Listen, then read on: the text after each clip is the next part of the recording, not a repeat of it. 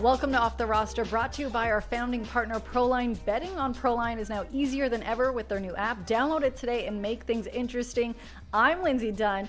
This is the Riccio, the Reach Man. Just call me Reach. And look at us in studio. We're right? in studio. We're in our temporary studio. Yes. And I'm excited because now we can high five in person. Yes. I washed my hands like 5 hours ago. I hope so. And Cabby will be back tomorrow. Cabby's back tomorrow. Cabby is back tomorrow after his Italian adventure where he's now fluent in Italian. I can't wait for you to test him on this. Don't think he's fluent in Italian. No, I don't think he is either. We're going to have Jon Morosi of MLB Network, also NHL Network, all things NHL media in a few minutes to talk about the Blue Jays World Baseball Classic and his experience at the Olympics. We are going to talk a lot about the Leafs, who are back in action tonight. A lot of storylines. With their captain, apparently. With their captain. With Cap. Captain, our captain. Yes. But before that, thank you. I got to ask you something. Sorry, Lindsay. Yeah, I'm ready for this. Come at me, bro. It is February 25th. Oh, it is? Damn, this month went by fast. Valentine's Day was 11 days ago. So the energy you're bringing into our first day in studio is, I mean, it's not Valentine's Day. I hope you know that. Well, let me tell you that I did not realize it was February 25th until you said that. That's shocking how fast the month went by, but real fun fact. I know you were in Florida where you have no concept of time. I have no concept of time or what day it was, but I was in LA for the All-Star game. Yep. For those who do not know, I'm married. I very much enjoyed my husband, so Valentine's Day did not happen, and I'm still trying to get him to get me a gift. What's up, Justin? Still hasn't got you a gift? No, so well, I... Valentine's Day is overrated anyway. So No, I'm with Justin on this I one. love Valentine's Day. I Really? love how manufactured it is. I love, like, this is so lame and girly what I'm going to say, like the pink and red hearts everywhere, and the fact that Oh I'm my God, still you just want asking... like a box of chocolates and flowers? and No, you're I happy? don't even. I want a bag of chips. That's all I want, and all I've ever asked for is a bag of chips, and then for Christmas, give me the nacho cheese dispenser. But I know it was a hot topic at Christmas.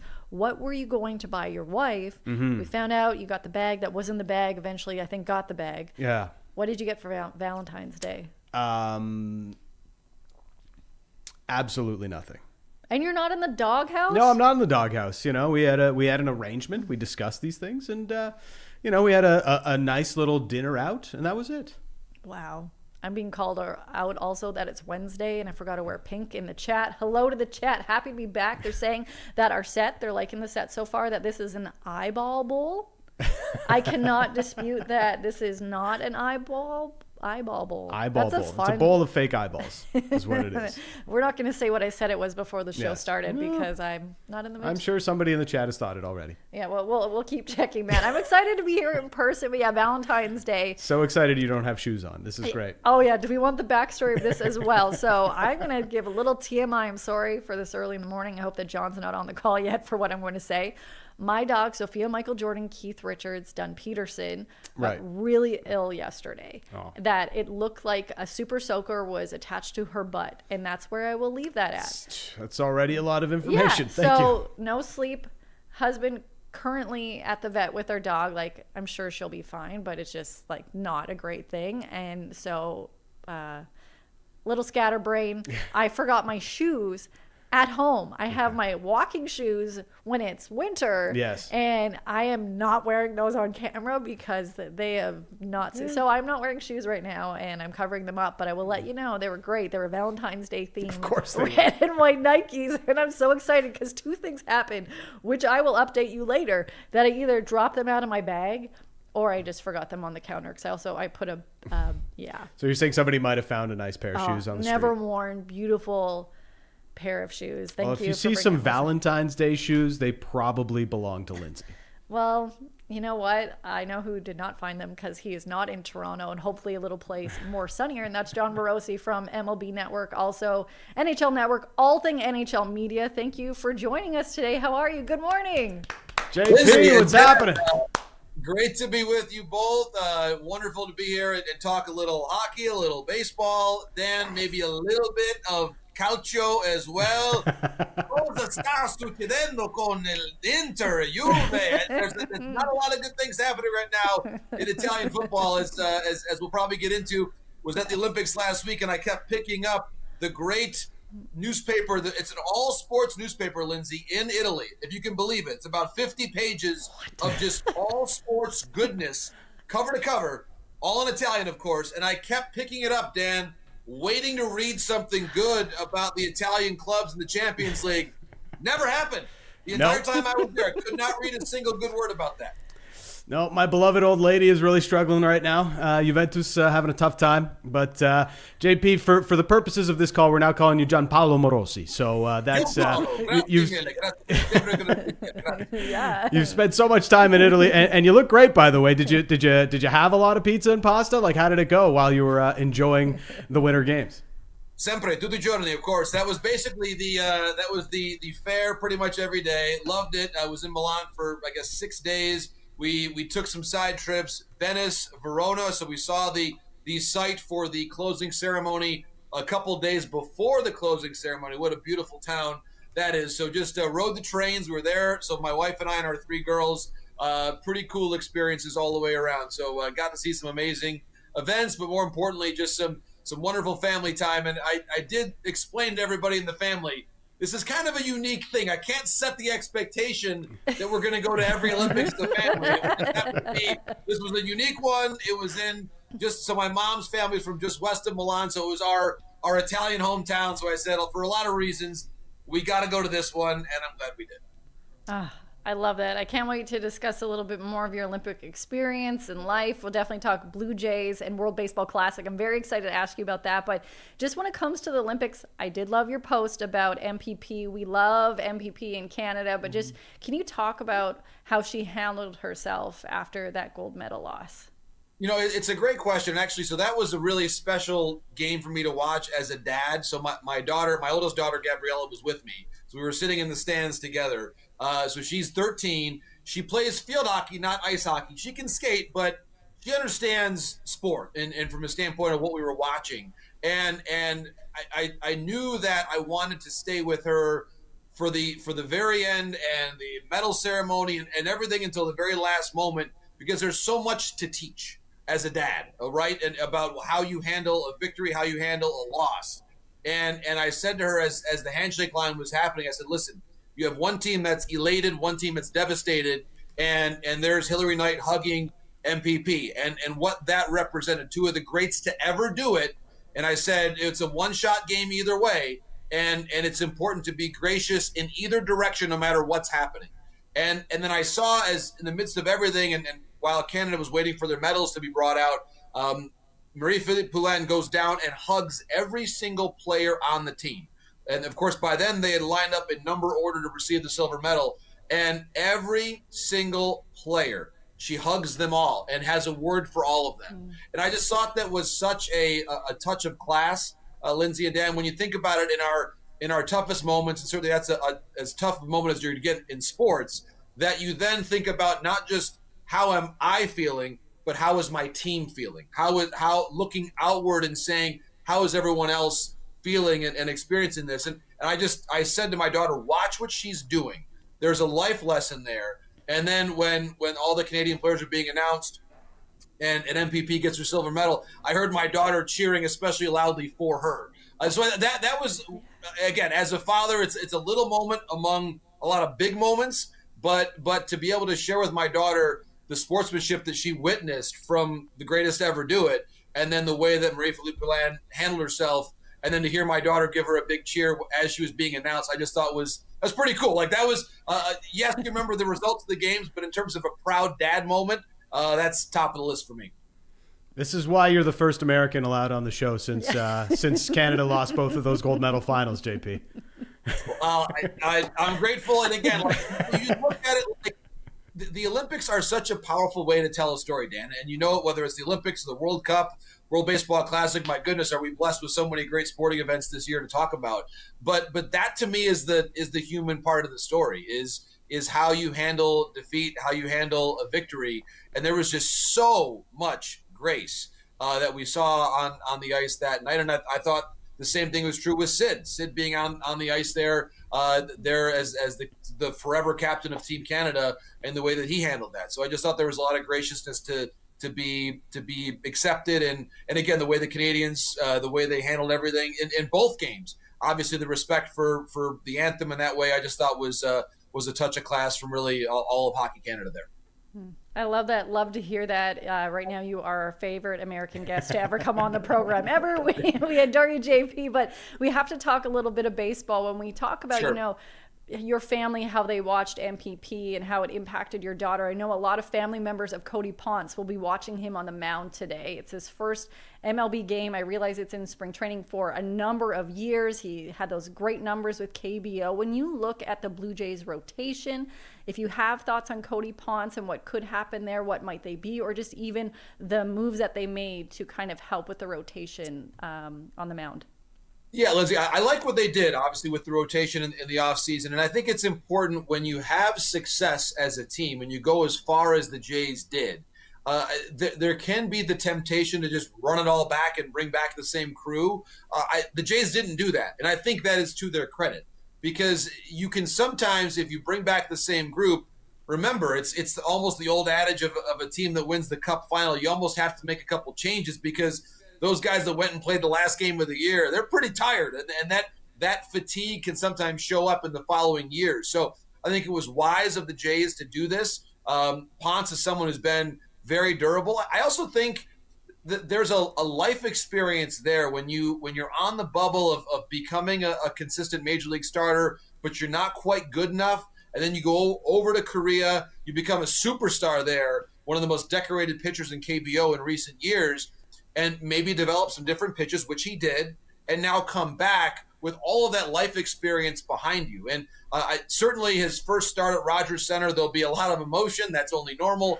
But I think you can take a lot of pride and comfort when you've already done the hard things. If you travel halfway around the world without knowing a lot of people and then make a name for yourself there, you've done one of the hardest things there is to do in sports, in my view. And so I think Cody Ponce is going to have that approach with him. It's interesting. We're talking about all these international sports. He pitched for Team USA at the Premier 12 in 2019 in Mexico. And I actually was covering that as a broadcaster. One of my favorite stories about Ponce, he's Mexican-American, so he has Mexican heritage too.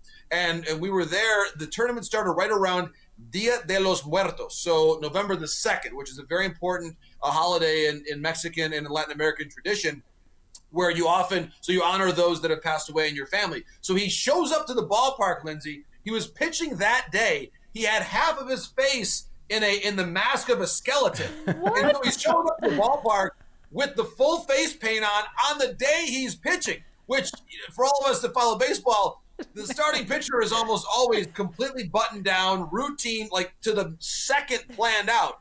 And here's Cody Ponce with half of his face painted like a skeleton. And Scott Brocious was managing Team USA at the time. And someone asked him, who's the guy with the face paint on? And Scott says, oh, that's my starting pitcher today. I say this in a way that Cody Ponce, I think he will fit very well with the vibe of Toronto and Canada. If you can show up to pitch for your country with half a face paint on, you're probably doing pretty well in terms of your ability to process pressure. So I think he's going to be great today, and let's hope great all season long. Yeah, and we know he'll bring the Star Wars energy to the Blue Jays lineup as well. The rotation is interesting for the Jays because, like they've got a lot of arms right now, and they're maybe even adding more. Eric Lauer is already saying, like, I want to start games, and he's projected as the long man. Jose Barrios wants to have a bounce-back season. Bieber is not projected to be out very long. He's playing for a contract next year.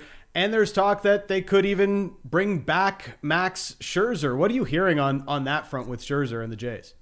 Yeah, Dan, it's still a possibility. It's hard to know how close or if, in fact, the Jays are the leaders in the clubhouse there. I would say that if you put yourself in Max Scherzer's situation, first of all, think about how well he pitched in October. And if you're a team out there that, and again, we're still relatively early in camp. It's only the 25th of February. There's a lot of time, unfortunately, for injuries to happen.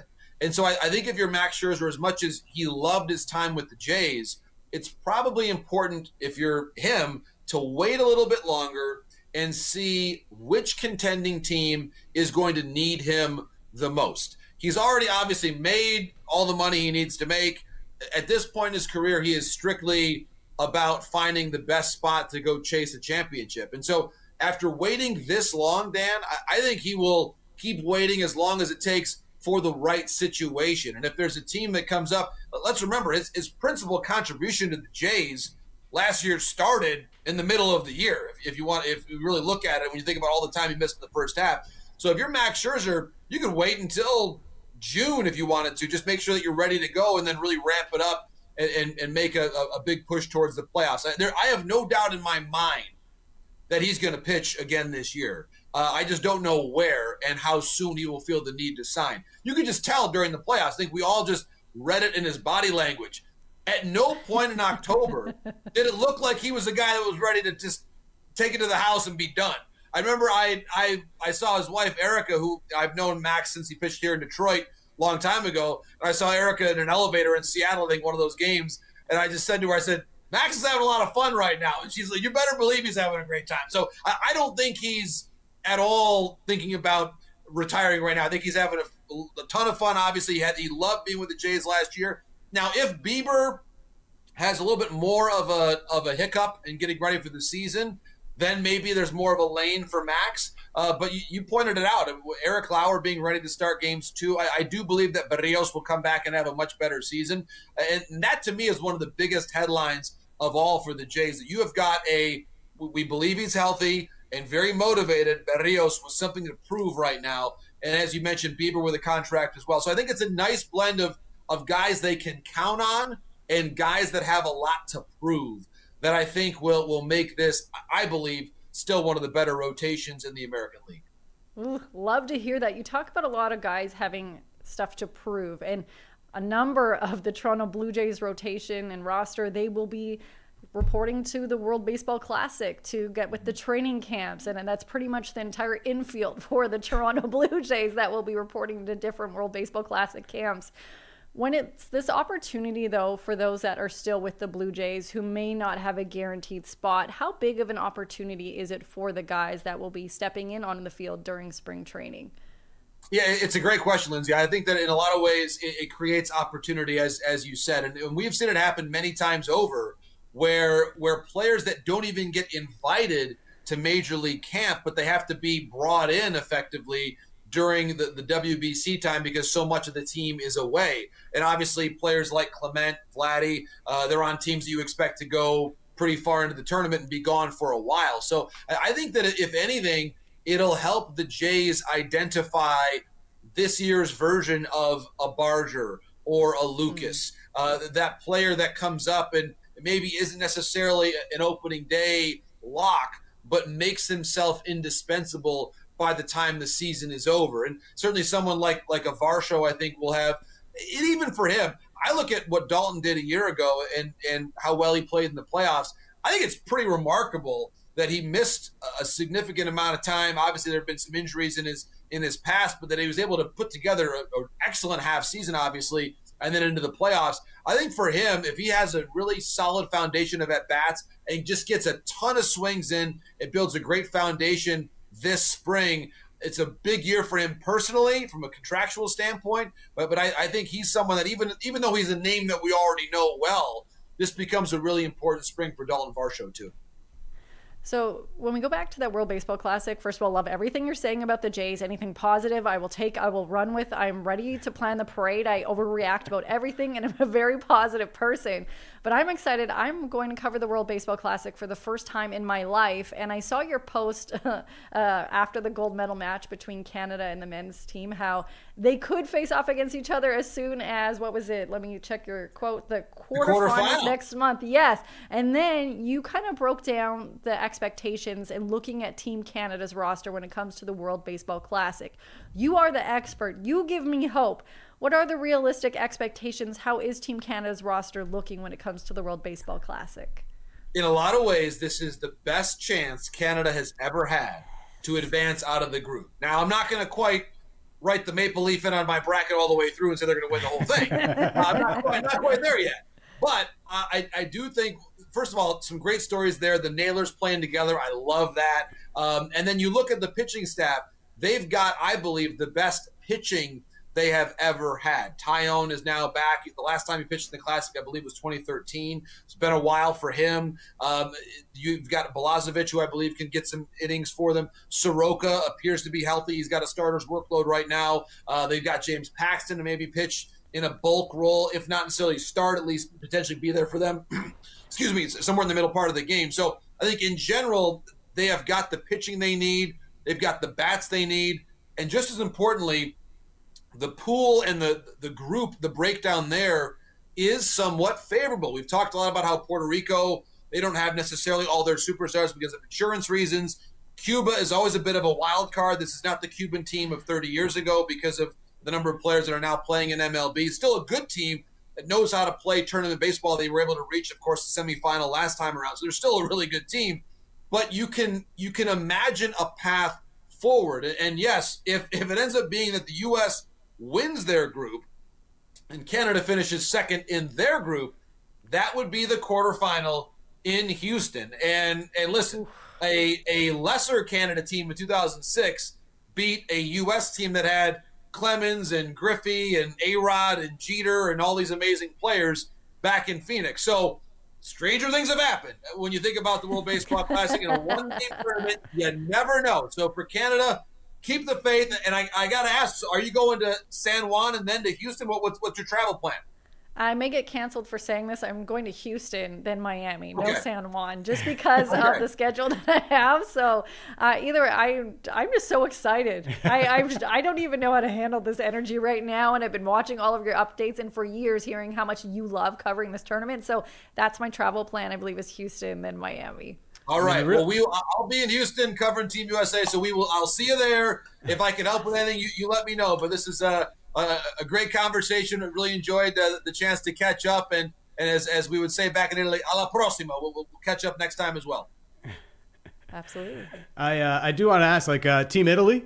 You know, Joe Caglianone, we've got Vinny Pasquantino as well. But if you were to blind rank 5 Italian baseball players for me, JP, I'm gonna give you 5 names, and you rank them as we go here. Okay, we'll start with Vinny Pasquantino. Where would he rank? So, like in the history of the game, or in the history? We've got some historical all-time players as well here. Okay, all right. So I'm going to go with Pasquantino. I'll have him among Italian American players. I've got Vinny in the top 10. Yeah, I've got Vinny in the top 10. All right, Joe DiMaggio.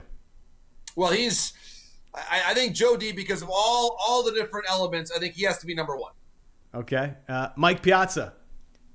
I've got Mike at number 3. Okay, Frank Catalanato.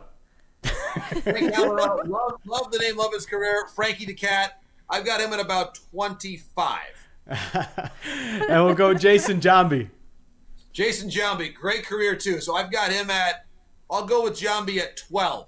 And Dan, I'll mention this, that there are actually some sneaky Italian Americans, like Justin Verlander, Italian American. You wouldn't know it from the name, but his mom is Italian. So there's some different Italian Americans there. And I'll mention this. So Dante Norai is on Team Italy. His father, Micah, noted basketball coach in the NBA, great guy.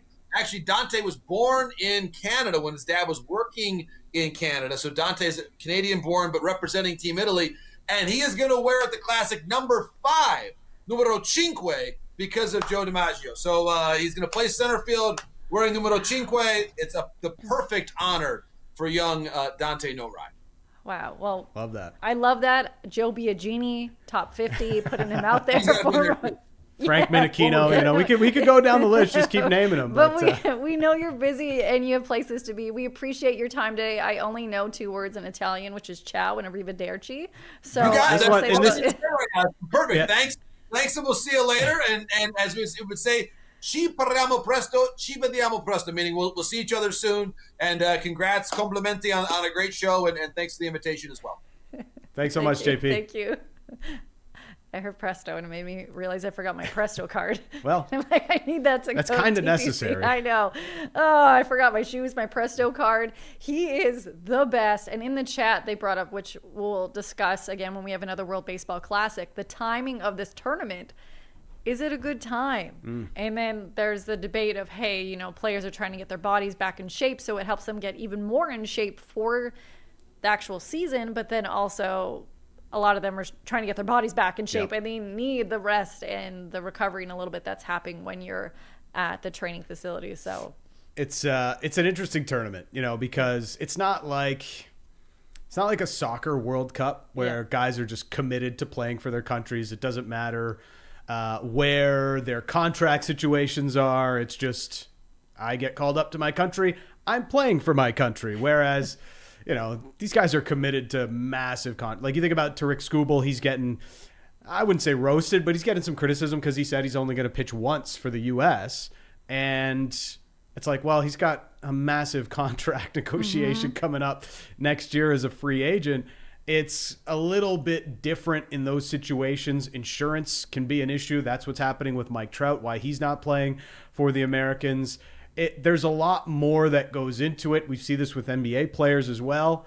And it does maybe take away because you feel like it's not always best on best, but there's still incredible talent in these tournaments. And it's still incredible theater, as we saw with the last one.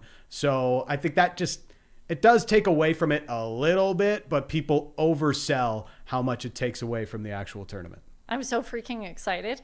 We got a freaking already on I'm this jealous show. You and JP are going to be hanging out in Houston, man. BFFs, and be like, what's up, JP? But you got to find a nice Italian cafe to go to and have an espresso with I need JP. you to teach me some words. He was saying stuff. I'm like, totally. The only Italian I really know is whatever Sylvester Stallone would say in any kind of movie. And then Dean Martin.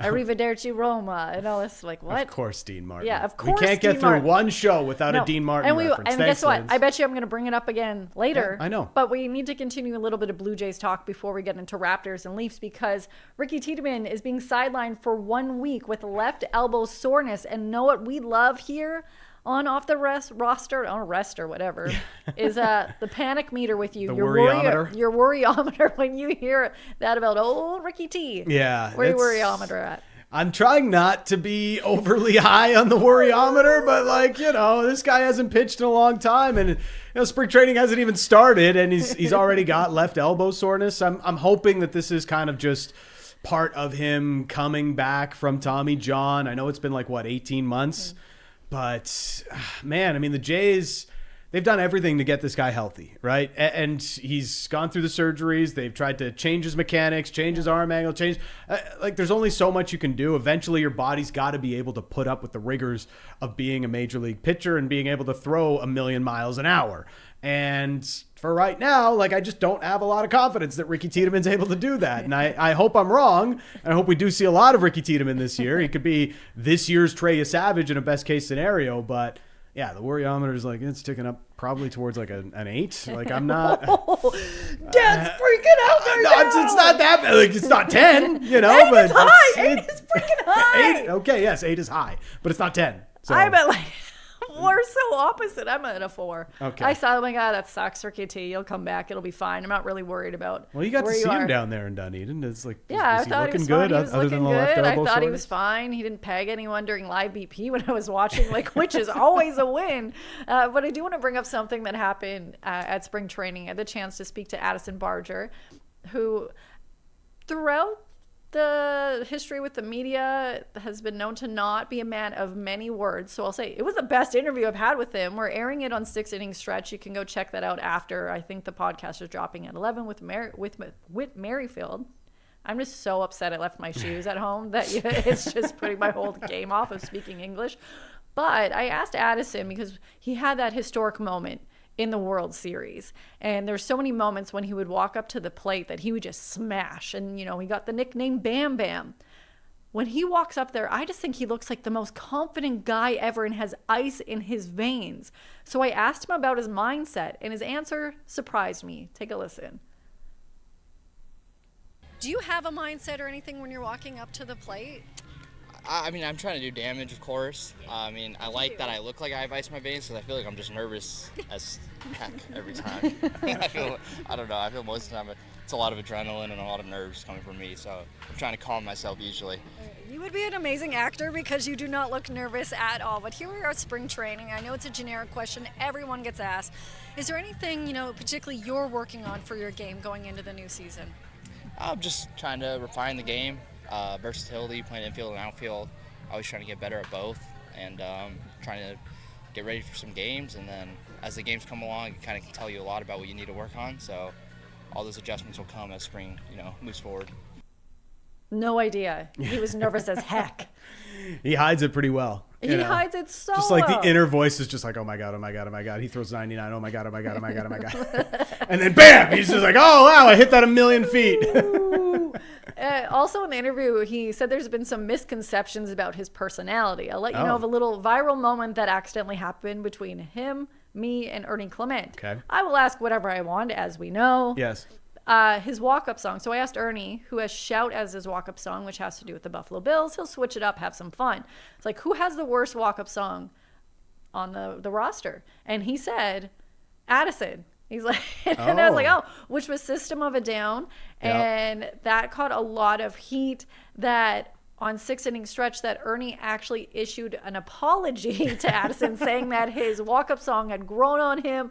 He likes it, but that is still one of our most commented videos and something that is constantly brought up saying like, that's such a bad take, blah, blah, blah. I mean, System's got a pretty hardcore fan base. So. Oh, yeah. I was not expecting that. And I don't think Ernie was either, who is just such a lovely, carefree, nice guy that truly does not mean any harm by saying that. He's not saying the band is trash or anything.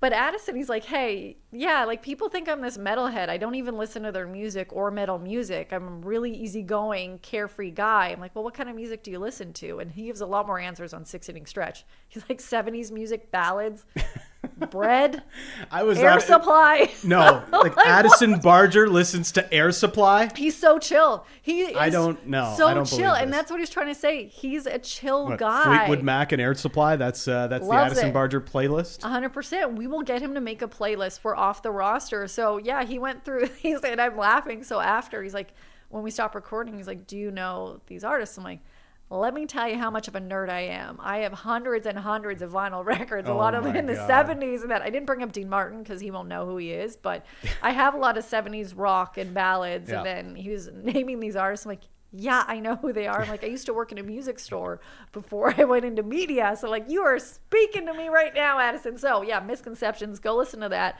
But yeah, a lot happening with the Toronto Blue Jays. People weren't too happy what happened in spring training yesterday against the Yankees. But hey, we still have last year. What happened? The Jays beat the Yankees.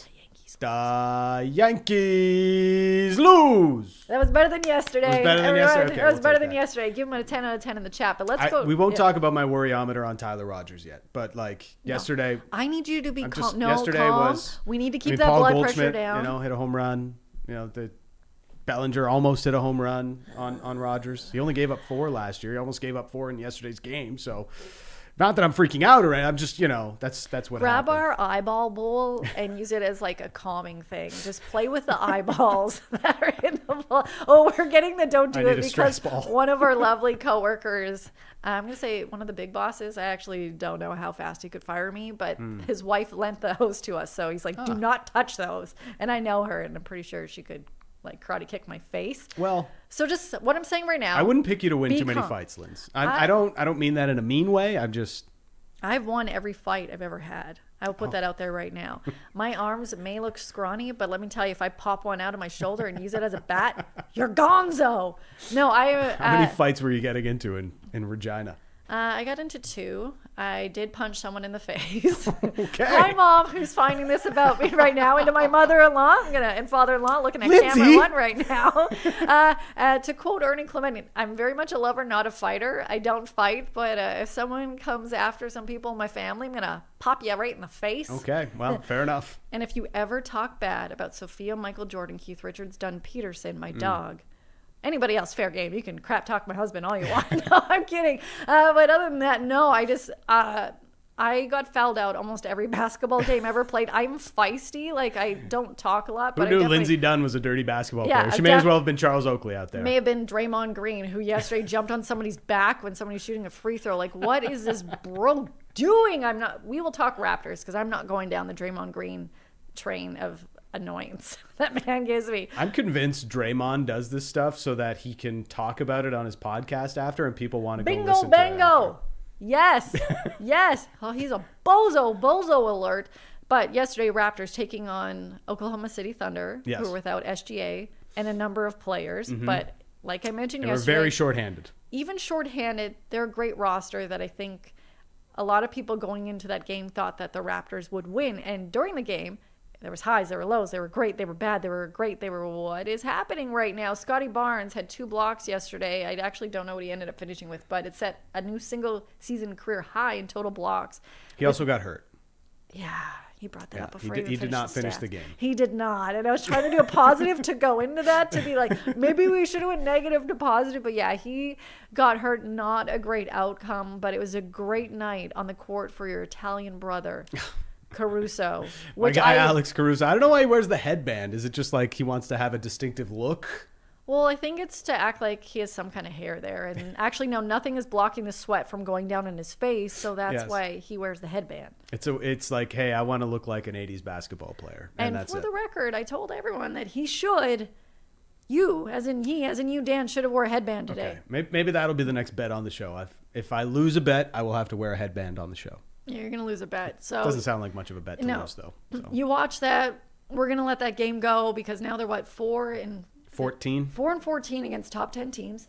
And 3 of those wins came against the Cavs earlier this year when they were not quite who the Cavs are now. As in, they did not have Harden. Yeah. They were not fearing the beard. They were very injured as well early in the season. So you should be afraid. And the other team was OKC, who they narrowly beat on home court the last time that they played. Well, what I would just say is, like, if the Raptors and Cavaliers were to play in a playoff series, because I think they're currently, like, if the playoffs were to start tomorrow, they would line up as first round opponents, and everybody would be like, well, the Raptors swept them in the season series, and I'd be like, that was a different Cavs team earlier in the season, so I don't know if that's completely relevant to the conversation now.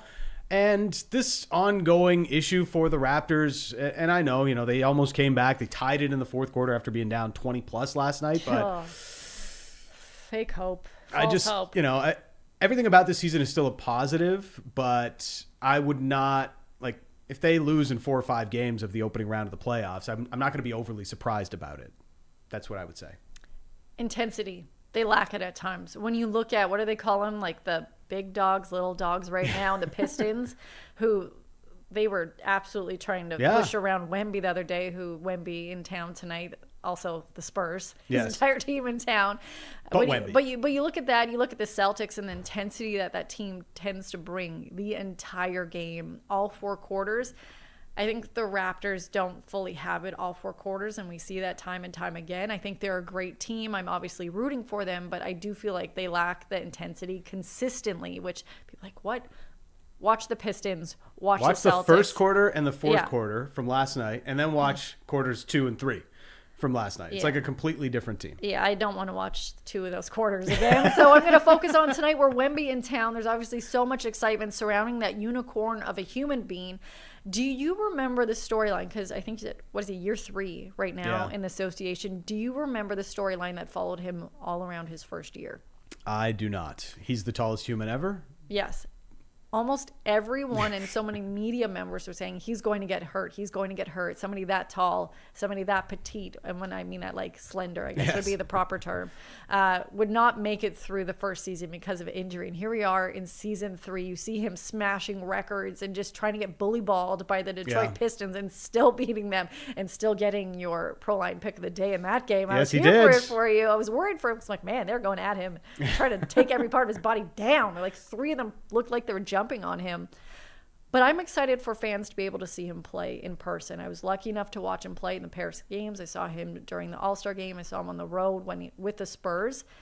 It's just entertaining. It is magical. It is mesmerizing to watch him play. But when you look at the Spurs roster and this team and the potential, where's your worry meter for that? But also even the potential the Spurs have this season.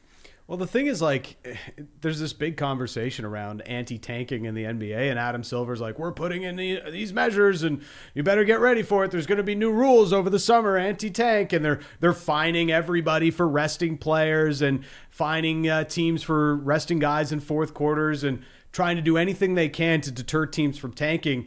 And I'm just yelling at the screen every time this happens. And every news story I read about it, it's like, these are the rules that you put in place for teams to get better. And now you're complaining that they're taking advantage of these rules. Mind you, they've always taken advantage of these rules. The reason the NBA draft lottery first started was because of Hakeem Olajuwon and Michael Jordan, the Houston Rockets in the 80s, tanking to get Hakeem Olajuwon. It's still kind of funny that they didn't draft MJ. Like, Hakeem was great, but like, you didn't draft MJ after all that? Kind of weird. And you think about this Spurs team, right? Like, this is the reason teams tank.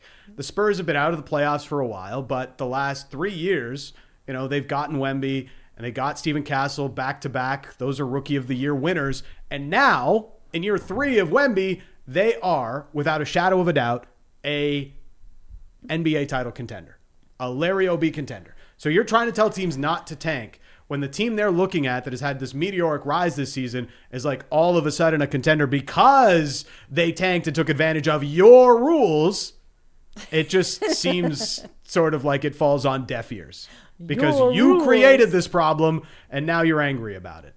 And the only way to get out of it is to do things that you don't actually want to do, like eliminate the draft. Because then you'd have to pay rookies coming into the league more than you actually pay them, and no owner really wants that. So you can't accomplish what you're trying to accomplish, and that's the most frustrating part for the NBA right now. Adam Silver, getting you spicy over here. It is entertaining being beside you when you get heated. Oh, my gosh. Damn. I mean, JP brought the Italian out of me today, so it's just gotten a little hotter as the show's gone on. Anyways, Spurs are really good, though. Wemby is going to probably crush the Raptors. Yeah, I think we're going to have a belt-to-ass moment brought to you by Wemby. Yeah. It might be, especially if Scotty doesn't play. I mean, it kind of looked like a Charlie horse, maybe something, or like some kind of a bruise, but it's going to be a tough one for the Raps tonight. We'll just say that. Looking for a quick injury update to see on the if second there's half anything. of a back-to-back. Yeah. Yikes. Might be tough. We'll see what happens. All I know is that fans will be really happy, and it's like happy to see Wemby in person. Like I mentioned, it's entertaining. Even watching him do shoot around, you're just like, how are you this tall? Because last time I think we showed the video of him doing like the karate kick to knock the ball out behind the hoop. I'm like, how is that possible? If you were to put me on your shoulders, I'm like, I still wouldn't be able to hit the ball out. I'm so short. But we have to talk about the Leafs. Good luck to the Raptors. Rooting for you. I'm hoping that we are wrong. I hope that Grady Dick has a fantastic night. I hope he makes it rain from 3. He's going to hit 12 threes tonight. I would love that for him. Grady, we would love that for you.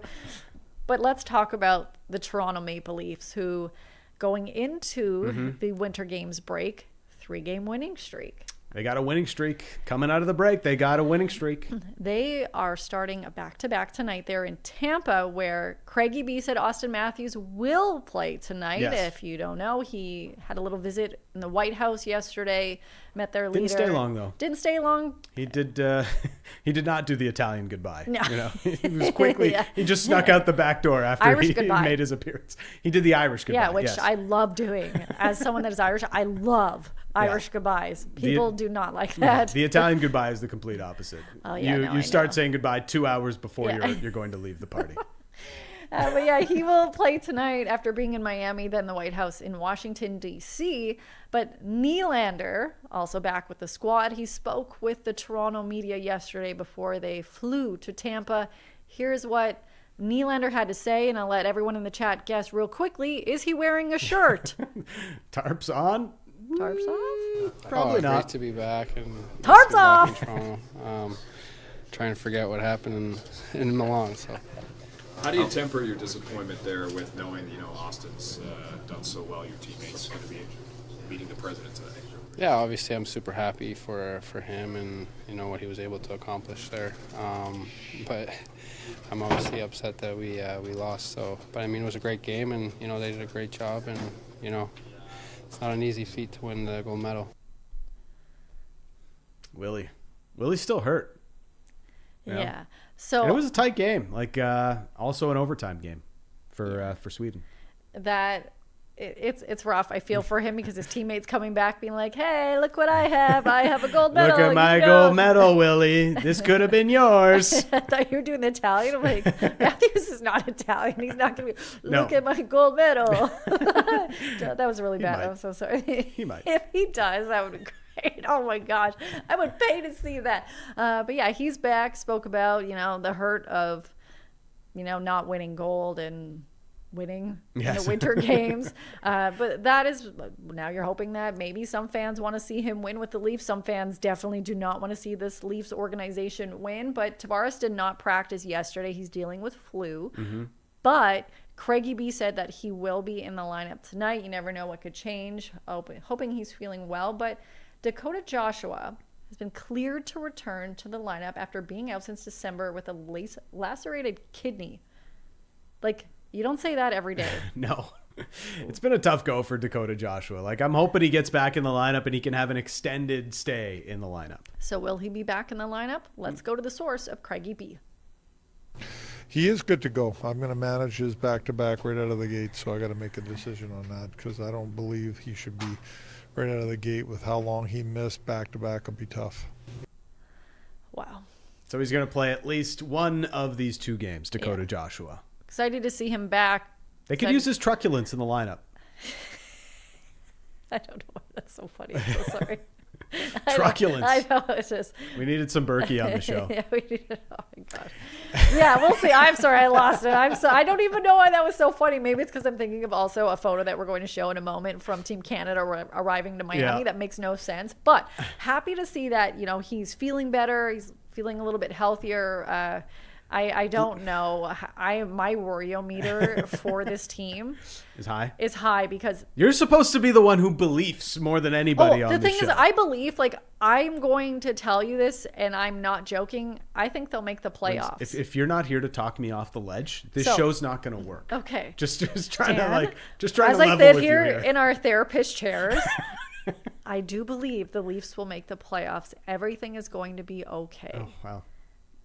But the thing is, I genuinely believe you. I know, but I genuinely believe that something is wrong with me right now. Yeah. I would be a terrible therapist because if you don't believe me when I'm telling you the truth, and that's a part of like Heartbreak Hotel of being a Leafs fan or every sports fan, I believe in them. And I know a lot of fans don't want them to win. They want them to tank, but it's like the numbers still aren't really going to do anything for them. So I just want to see good hockey and I want to see them play well. I want to see them all come back and get healthy. They can't do... Look, they're stuck. They're in the middle. They're a mid-team. Stuck in... Oh, I can't sing. There's a song Stuck in the Middle with you. I'll say it. They are stuck in the middle. They're not going to lose enough to get into the bottom 5 and not have to give their pick to the Boston Bruins. They are probably not going to make the playoffs unless they have a miraculous final 25 games. So all of this is sort of unsettling going into the final 25 games of the season. If you just quickly look at the math, they've got to win 17 of their final 25 games, maybe 16 if you throw in a couple of OT losses. That doesn't guarantee you a playoff spot, but that's like they need 34, 35 points, so that's where they're at. They have about 7 or 8 losses that they can realistically say this is our limit, because everybody else ahead of them is projected for 99 or 100 points. So that's where the playoff bar is currently projected. If they don't get there, it's going to take a lot to get there, but I do imagine somebody's going to drop off. So it's not impossible. It's just, got to get some wins, boys. Got to get some wins, boys. And to quote the great Kevin Garnett, as your therapist right now, anything is possible. Anything is possible. Anything is possible. Anything is possible. Let's go. I'm excited you for were them. ready to give her on that one. Yeah, I was not. No, because you do not believe right now. My belief meter is still strong, and I could be very depressed by the end of this week. So by Friday, it might be down, but we'll see what happens, how the boys are looking. It's been a while since they've all practiced together, and we'll see how the old health holds up for a lot of them. I will say low-key, I don't know if Tampa Bay was considered a cup contender coming into the season. People were kind of like, yeah, they're getting kind of old, and I don't know, maybe their window is kind of closed. Tampa looks like the best team in the East. I'm picking them over Carolina in a series, and I think it's probably great for them that Braden Point didn't go to the Olympics, Anthony Cirelli didn't go to the Olympics, Kucherov and Vasilevsky didn't have to go to the Olympics. So, 4 of their major players got to rest these last couple of weeks. A couple of them were hurt, obviously, but, that's just going to be helpful for them where some of the other top teams had to send their guys over to Milan. And meanwhile, Tampa was able to rest and recuperate, get that R&R. Well, right now they're still riding high on a 3-game win streak. So we're going to end the Leafs chat on a positive note about them because I'm not ready to talk about them yet. And really, we're going from the Olympic high, which I know both Canada's teams lost in the gold medal. It was a high, and then it finished. But just like watching that and that compete to 25 games left in the NHL, I'm like, I don't know if I'm even ready for that. So we'll cap that off. But I want to show you some photos that Miami International Airport posted on social media of Team Canada arriving. So I was like, oh, great. We get to see them arriving. I wonder what those photos are like, how they're doing. Like, when you look at these, it looks straight up like TMZ took these photos. Or can I just say Tom Wilson is a weapon? I'm sorry. Like, look at the guy. He's just very handsome. I'm going to say the person that... Yeah, he's handsome. Good for him. That is going to be our standard for the rest of the segment, for the rest of the show. He's handsome. Good for him. Let's see the next one. But I also would take it as the person running social media had no idea who the players were and if they were on the team, because what is this photo? If you're watching, it is the back of the head of, is that Sidney Crosby? Yeah, I don't even know. I think that's Sid. Sid the Kid. Well, actually, if you look at his butt. The silver fox hair is kind of giving it away. Yeah, so loving that. I think, he's been known for the bubble butt or hockey butt that he has. So do we have the Jordan Binnington photo? He's handsome. Good for him. Oh, no? Okay. But I think there might be one more, and I think it was with Marner. Nope, we don't have that one either. But anyways, they posted just photos that it's like, hey, here's my camera. I'm going to take photos of these people and be like, Canada's back here. And they have no idea who they are. But this photo of Sidney Crosby is... Nice backside, Sid. That's what she said. He's handsome. Good for him. Anyways, oh man. Let's go to something that may not have people so happy, including yourself. Dan loves boxing. Dun dun, breaking news. What's with all the boxing stories in the last couple of weeks? We got Tyson and Mayweather coming up. Wow. In the Democratic Republic of Congo, of course. Oh, totally had that on my bucket list. And now we've got Mayweather-Pacquiao 2 as Mayweather is fully ending his retirement to come back and make some more money. And they're bringing back what did they call it the first time? The fight of the century. And then it ended up being like every other Floyd Mayweather fight and just the most boring thing possible where, I mean, yeah, he's a great boxer and that's what makes it boring is just because like he's hard to hit. But it's kind of old and past it. You know, like Grudge Match with Robert De Niro and is it Al Pacino? I think it's Pacino. Like where they box. That's what Mayweather Pacquiao 2 is going to be, but in real life boxing. Like, wasn't Pacquiao trying to be a politician in the Philippines? Or what happened? Are you not president? Now you're just getting back in the ring? I don't get it. And then there's Mayweather who's just like, you know what? I'm going to come back and I'm going to box. And I'm going to absolutely pick the guy that I've already beaten, the guy who's way past it, who tried a political career, flopped it, and then is coming back to boxing to make some more money. It's just, classic Floyd Mayweather. And I'm not buying into it, Netflix. I'm sorry. But would you say he's handsome? Good for him? For either of them? No, I wouldn't say good for him in any Floyd Mayweather context ever. Yes. Quick correction on Grudge Match. Okay. The Italian stallion, Sylvester Stallone, is in that. Sorry. It's definitely not Pacino. It's Sly. That makes way more sense. He was Rocky. Robert De Niro was the Raging Bull. Yeah. And so okay. Stop messing up your Italians. I don't know why I thought Al Pacino. Maybe because I just think of De Niro and Pacino all the time in movies together. And I don't know if you saw this, but Heat 2 is coming out. What? Yeah, like one of the greatest movies of all time. Wait, what? Yes. And it's going to be Leonardo DiCaprio and Christian Bale as the leads in this one. Yeah, no, I'm out of that. What? Nah, I'm good. What? Nah. What? You're not a Christian Bale guy? Or Leonardo DiCaprio. I'm not going to get fancy. I called you bro like 8 times. Calling me guy or bro is a compliment. It means I'm one of the guys.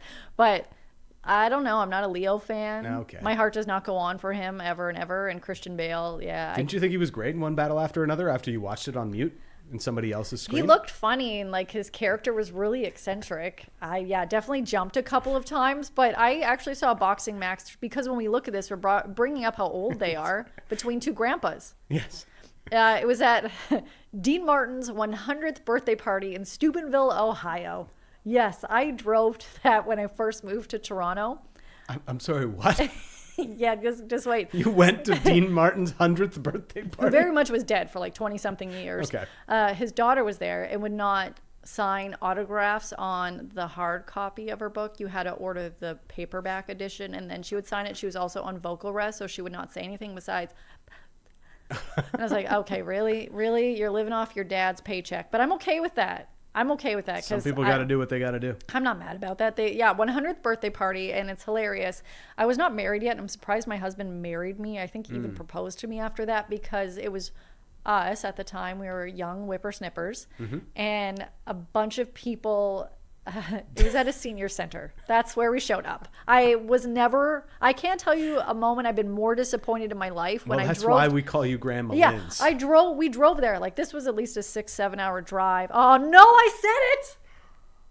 I'm not even going to look at the chat right now because I already shamed Will. I already shamed Will for saying that in the chat. Chat's going to get you. But we drove there several hours, some might say. And we went to the address. It pulled up, and it was a senior center in Steubenville, Ohio. And I'm like, no. And so when you walk in, it was just a bunch of people quite mature in age that weren't the most mobile, and confused why we walked in and why we were there. But at the after party, which was at 4 p.m., after everyone ate. Did you play bingo? Oh, I wish. They had an Elvis impersonator there, I was insulted by. I'm like, you couldn't have got a Dean Martin impersonator for this? Kind of would have made sense. But a man was so mad at the other man for standing by his honey that he took his walker up and was hitting him with his walker, and the other guy took his cane and was hitting the guy with his cane, which my husband's like, that was the greatest thing I've ever seen in my life. I'm so happy we came here. So let's go, Manny. You got to see an old man fight over a woman. So you can watch that on Netflix.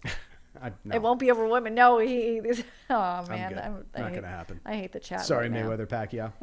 What did you do to the chat? I ruined it. It's in there. But Dan, Justin, Willie, they're all over it. Before we get your pro line pick, TFC, their season started on the weekend. Yeah. The last couple of seasons, to put it politely, have been trash. Yeah, they've been very bad. Yeah, garbage. Not they're handsome. Good for them. It's just been terrible. They're bad. Yeah. And I would like them to be better.